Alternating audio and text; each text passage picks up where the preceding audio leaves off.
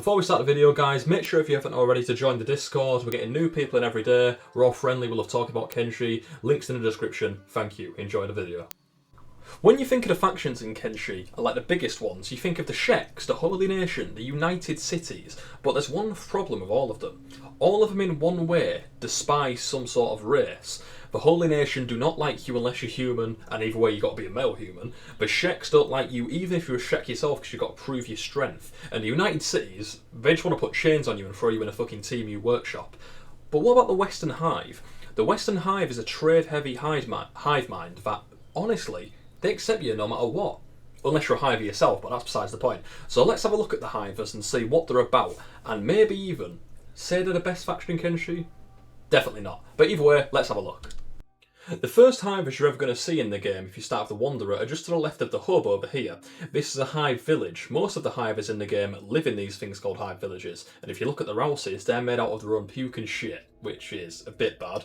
But the Hivers are a trading communion, and if you don't know what that means, basically all they do is trade. They're there for the profits. Now, if you can't tell by their names, they are a hive mind. They're controlled by a single entity, and all they do is to make money for the Queen, pretty much.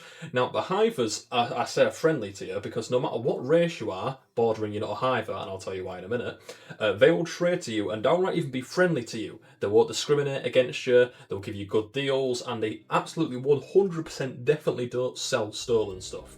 Now, if you are a Hiver, they will not trade with you and they will spit on you because they think that a Hiver has to be with the Hive. Now, if a Hiver itself wanders away from the Hive, it will start losing the pheromones given by the Queen, and the pheromones is what keeps them obedient and keeps them in the Hive mind. But if they wander away for too long, they will eventually gain free will and sentience, but at the same time, a lot of them start to fade and some even outright die because of the pheromone lack of them forever. But the Hivers are a bit dodgy. As you can see by all the stuff they make, all their authenticity, they are a bit shaky, but here's some of the stuff they can do for us. The main thing that the Hivers can do for us is to sell goods we can't find at other places. You can get constant Hive armour from here, you can always buy hashish from their villages, you can always buy blueprints and stuff for their gear. They're very friendly to have around if you are a Hiver, but at the same time you can't trade from if you're a Hiver, which is a bit of a catch-22, but at the same time they are useful to have around. Now let's look at the military. At the bare bottom we have the worker drones. Now, even though these aren't their military, these are the only citizen classes in the Western Hive. The worker drones are there to do the menial jobs, like carrying stuff, making stuff, anything that doesn't require a lot of brain function to do. These guys are bred and have bonuses, stat-wise, to just labouring jobs, like this poor guy here. He's just hammering away at an imaginary table. But these are the bottom guys. They have poor combat stats and a poor staff.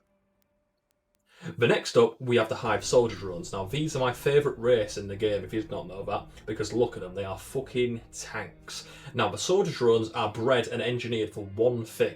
They are the first defence of the Hive. If you notice by them and some of their stats, they are big, they get bonuses to combat, and at the same time they look mean. If you notice their health as well, you'll see that even though they can't wear some types of armour, they have a double limb health to their head, and what that means is that even though they can't wear a helmet, they have double the natural health armour. That is very good for combat. The final guys that you're going to find in the Hive villages are the Hive Princes. These are the offshoots of the Hive Queen itself. These guys take a bit of a leadership role when it comes, so they're the only ones who can pretty much think. Now, these normally run the trader shops in the Hive villages, so if you go into one of the hives where they either sell limbs or they sell your general goods, these guys are going to be one selling. That's because they're the only ones trusted enough. They don't have a proper weapon, they're mostly equipped with staffs, just like the Hive workers, but at the same time they do have some good combat staff, so I would not recommend messing with them. But these guys are important because they also do carry diplomat status, which means if you kill them, the Hive are very not going to like you. That's bad grammar still. Next up though are the Royal Soldier Drones. These are a pretty much exact copy of the soldier drones that you find in the Hive villages, except these guys just mimic the Queen. They will follow her around. If you go near the Queen, they're going to try and get you. Now, they don't wear any good armour like the Southern Hive Soldier Drones, but at the same time, they are quite tough and they do make a nice defence force. Finally, we have the Queen itself. This is the Hive Queen. She is the leader of the Western Hive faction. She carries no weapon and has martial arts of nearly 50, so it means she can kick your ass. If you did not know though as well, she is part skeleton. Now I don't mean that as if she's got full robotic stuff, but her limbs are robotic and she is hooked up with a gestator to the front. That is how the Hivers are born. So every Hive you see that has the same colouring of them has been inside that little tube before and have been shot out like that.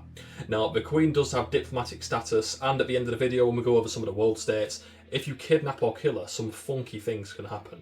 But she doesn't carry any Me Too weapons on her, which is a bit bad, but at the same time you will not really gain anything from killing her. The final units that can be spawned within the Western Hive are the Hive Raiders. Now these will only spawn if the Hive Queen has been imprisoned or killed, and if she has, they'll start spawning everywhere from the hub just around there all the way into the United Cities territories and the Holy Nation. Now these guys just wear junkyard armour, low tier weapons, so they are just normal Hivers, but at the same time, every time you look at them, they will remind you of what they have done. So where are the Hive located exactly? Well, to the left of the hub here you will see this little streak of villages that go up and down near the ends, and all the way in the island on the left is the Western Hive capital, and up here there are some distant Hive villages, but mainly all the Hive action is going to be just on this western part of the map here. Now for some lore and world states of the Hivers. So there has never been a completely 100% reason why the Hivers turned up, because not a lot of things are known about them in the Second Empire. So we can really just assume they turned up or can be some native species to the Hivers, to the island. But for some of the world states about them, they are known to be quite sneaky and thieves. A lot of the shinobi thieves are Hivers at the same time. So if they also get bonuses as well, so it can't really be a stereotype if it's true. Now onto the proper world states. If you attack any of the Hivers, they're not really going to be pissed off about you because they're thinking, oh, well, we get attacked all the time.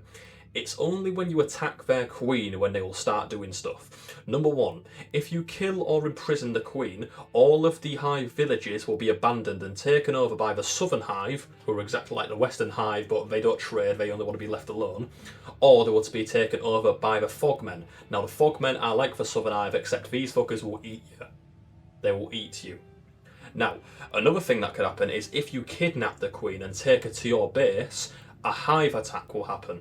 And what this means is that the Hivers are going to run to your base knowing you have the queen, and they come with some pretty funky units to be fair.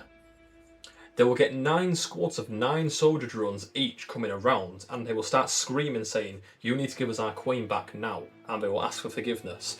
But when they attack you, they attack because they are not fucking around, because their entire livelihood is at stake with their Hive Queen being gone.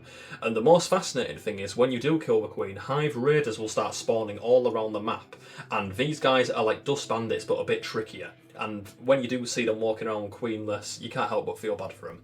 But thank you for watching guys, please like, subscribe, comment what you want to see next, or if you have any questions about Kenshi itself. Thank you, and remember to have a good one.